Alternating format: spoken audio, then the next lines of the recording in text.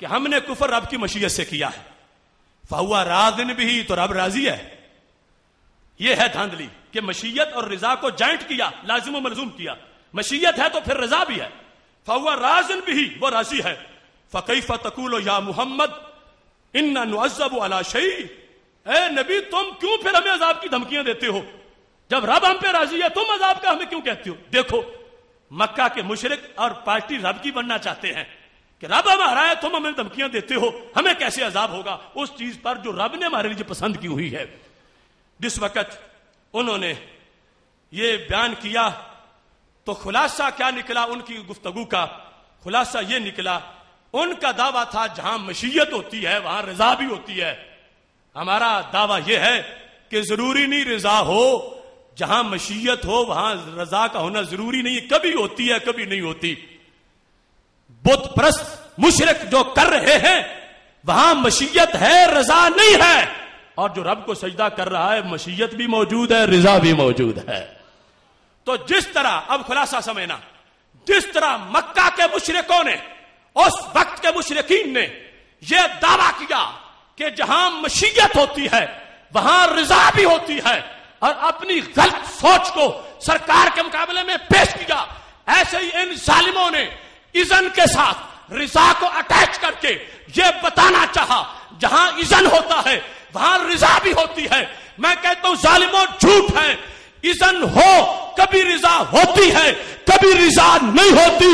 اگر جادوگر ہے اذن ہے رضا نہیں ہے، داتا صاحب ہے اذن بھی ہے رضا بھی ہے. تو میں نے قرآن سے ثابت کر دیا. توبہ کریں یہ سوچ سے، ورنہ ہم بھی وہ لفظ بولنا شروع کر دیں گے ان کے بارے میں. یہ بات بات پر امت توحید کو ابو جال سے بڑا مشرک کہنے والے اپنی سوچ کی جڑوں کو دیکھو، اس کو کس سوچ کی کس فکر نے پانی دیا ہے. میں نے قرآن کی 5 آیات پیش کر کے ان کی اس منحوس سوچ کو جو اذن اللہ کی آیت میرے مقابلے میں پیش کر کے یہ چاہتے تھے کہ داتا صاحب، خواجہ صاحب، بابا صاحب اور غوث پاک پر جادوگروں کے جملے اٹیچ کیے جائیں، میں نے قرآن سے ثابت کیا ہے جادوگروں کا اذن اور ہے اور اللہ والوں کے لیے اذن اور ہے. محتشم سامعین حضرات، اذن کے ساتھ کبھی رضا ہوتی ہے کبھی رضا نہیں ہوتی. جو مصیبت پہنچے اللہ کی اذن سے ہے، اذن ہے مگر رضا نہیں ہے. احد میں زخم لگے صحابہ کو، اذن ہے مگر اللہ کی رضا نہیں ہے. اذن ہے مگر اللہ کی رضا نہیں ہے. جادوگر نفع دیں، فائدہ دیں یا نقصان دیں، جادوگر فائدہ دیں اپنے جادو سے، نقصان نہیں دینے والے اپنے جادو سے، مگر اللہ کی اذن کے ساتھ.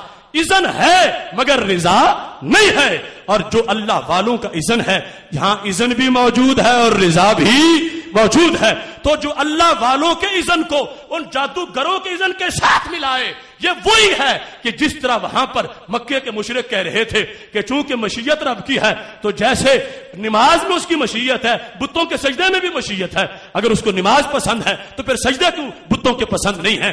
جس طرح وہ دھاندلی کر رہے تھے ایسے ہی آج انہوں نے دھاندلی کی، چھپی ہوئی تھی. اچھا ہوا ان کے خطیب نے میرے مقابلے میں دلیل پیش کر کے مجمع کو کہا اب جواب نہیں آئے گا تو میں جواب دے رہا ہوں. سورج مغرب سے طلوع ہو سکتا ہے، جب تک توبہ نہ کریں اس وقت تک ابو جہلیت کا الزام واپس نہیں آئے گا.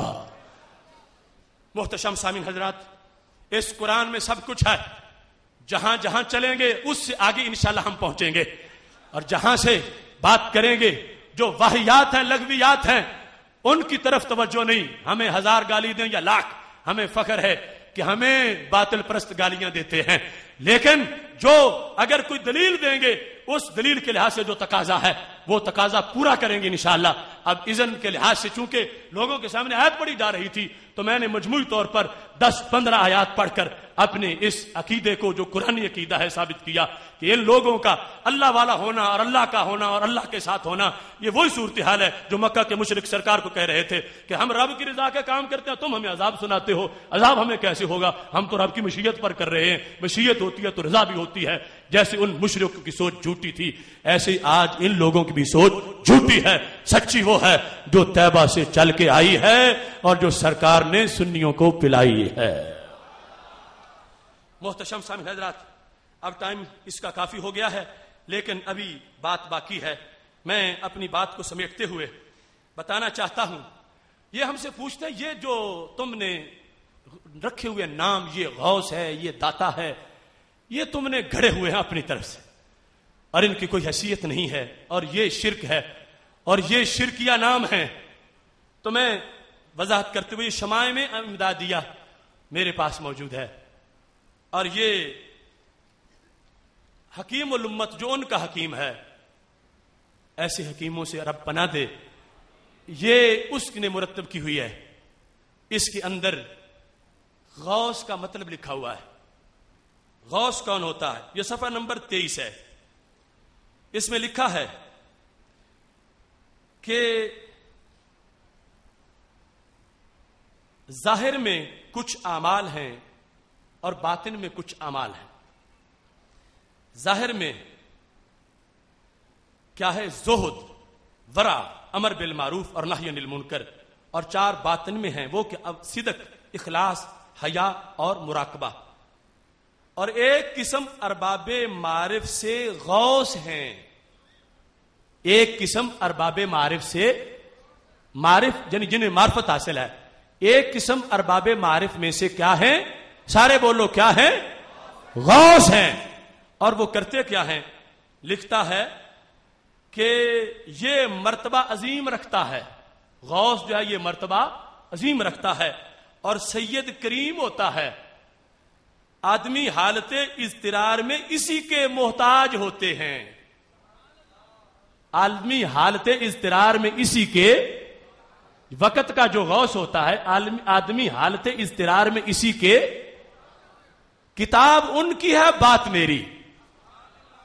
غوث کی تعریف کہ جو معمولی مرتبہ نہیں، بہت بڑا مرتبہ ہوتا ہے، اور مشکل کشائی کے لحاظ سے کہا کہ آدمی حالت اضطرار میں اسی کے محتاج ہوتے ہیں، اور اظہار علوم اور اسرار مکنونہ اس سے چاہتے ہیں، اور طلب دعا اس سے کرتے ہیں، اور وہ مستجاب الدعوات ہوتے ہیں، اور وہ اس قسم کا آدمی ہے کہ حدیث صحیح ہے، لو اقسم علی اللہ لابرہ کا مصداق ہوتا ہے، یعنی اگر کسی بات پر قسم کھا لے تو اللہ اس کی بات کو پورا کر دیتا ہے۔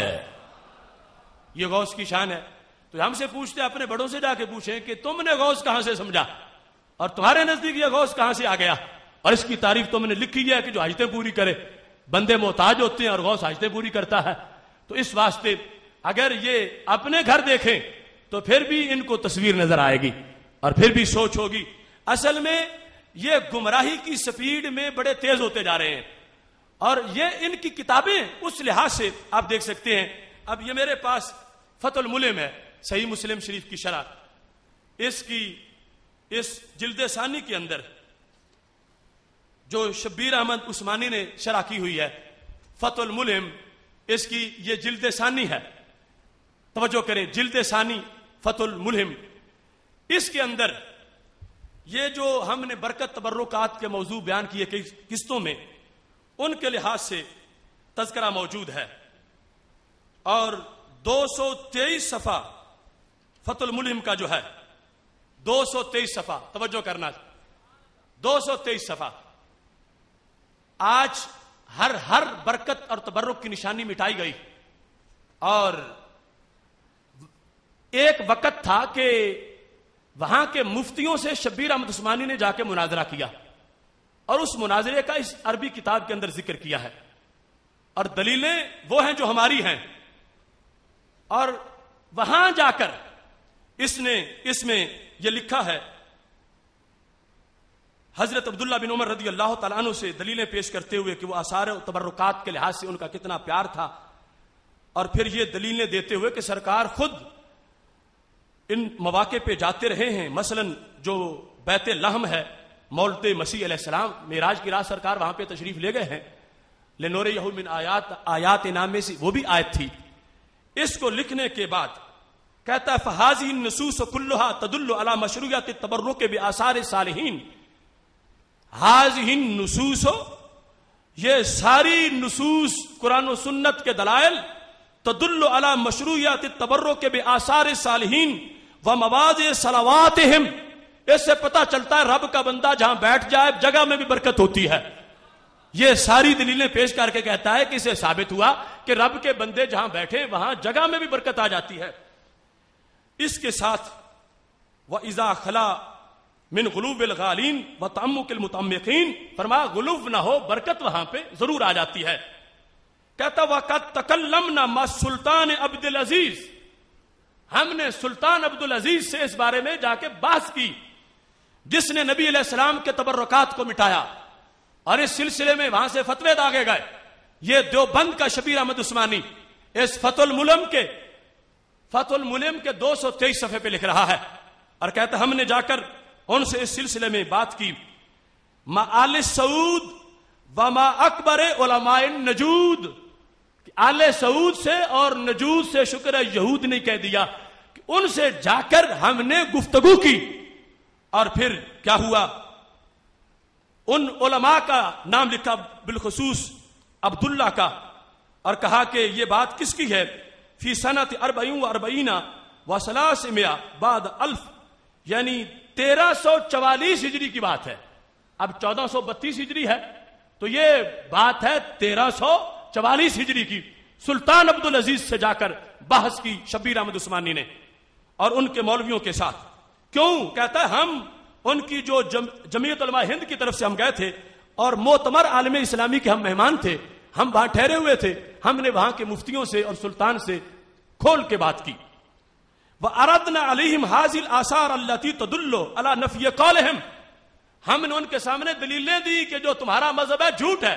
عَلَى نَفْيِ قَوْلِهِمْ، جو تم کہتے ہو برکت تبرک لینا آثار سے یہ شرک ہے، یہ جھوٹ ہے، یہ بات صحیح نہیں ہے. چونکہ یہ دلیلیں ہمارے پاس ہیں کہ حضرت عبداللہ بن عمر رضی اللہ تعالیٰ عنہ اگر مدینہ شریف سے مکہ شریف جاتے ہوئے وہ جگہ ڈھونڈ کے نماز پڑھتے ہیں کہ جہاں سرکار نے کبھی پڑھی تھی، تو وہ شرک نہیں کر رہے، وہ اسلام کا پیغام پہنچا رہے ہیں. یہ ساری دلیلیں جس وقت سلطان عبد العزیز اور وہاں کے مفتیوں کے سامنے شبیر احمد عثمانی کے گروپ نے پیش کی، تو جواب میں یہ لکھتا ہے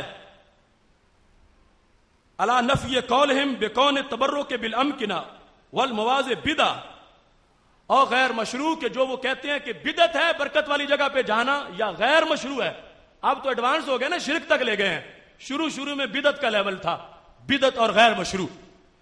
تو ہم نے کہا تم بدعت کہتے ہو، غیر مشروع کہتے ہو، صحابہ اس کو دین کہتے ہیں، تمہاری بات مانے یا صحابہ کی بات مانے؟ یہ جھگڑ گیا.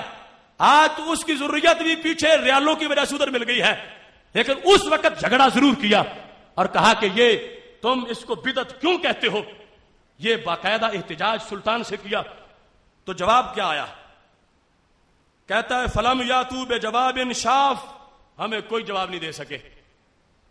وہاں کے مفتی جو ابتدائی مفتی تھے اس فتنہ کے، ان میں سے کوئی جواب نہیں دے سکے. سوال معارضات بے قصۃ قطع شجرہ، صرف وہ جو بیت رضوان والا درخت ہے نا اس کی بات کرتے تھے کہ وہ حضرت عمر رضی اللہ تعالیٰ نے کاٹ دیا تھا، باقی ان کے پلے کوئی جواب نہیں تھا. یہ کون کہتا ہے؟ دیوبند کا شبیر احمد عثمانی. اور ان کی کتاب کا جو صفحہ میں نے بیان کیا اس پہ لکھا، یعنی سیخ پا ہوا یہاں کا ضمیر اس طرح کا بھی وہاں جا کے جھگڑا کیا کہ تم جس کو بدعت کہتے ہو بدعت نہیں ہے، تم جس کو غیر مشروع کہہ رہے ہو غیر مشروع نہیں بلکہ مشروع ہے، کیونکہ صحابہ کا دین ہے. جواب دو ان دلیلوں کا. تو کہتے کوئی جواب ان کا نہیں تھا، بس بار بار یہی کہتے تھے کہ حضرت عمر رضی اللہ تعالیٰ عنہ نے وہ صلح حدیبیہ والا درخت کاٹ دیا تھا، تو اس واسطے ہم نے سارے مزارات بھی گرا دیے ہیں، سارے آثار بھی، یہی کرتے تھے. تو ہم نے جتنی دلیلیں دی ان دلیلوں کا ان کے پاس کوئی جواب نہیں تھا. اور شبیر احمد عثمانی نے لکھا یہ جو حضرت عمر والی بات ہے، التی رواہ ابن سعد فی الطبقات من طریق نافع عن عمر وہوا ما کون منقطع. شبیر عثمانی کہتا ہے یہ تو بات ہی منقطع ہے، اس کی تو سند ہی ثابت نہیں. وہ حدیبیہ والے درخت کے کاٹے جانے کا تذکرہ جہاں ہے، شبیر عثمانی کہتا ہے یہ منقطع ہے، یہ متصل نہیں ہے. اس واسطے اس کو ہمارے متصل دلائل کا جواب نہیں کہا جا سکتا. اور ساتھ ہی یہ بھی کہا لأن لیس من المرفوع بل ہوا اجتہاد من عمر وفعلہ لمصلحۃ رعاہا، فرمایا یہ قول رسول علیہ السلام نہیں ہے،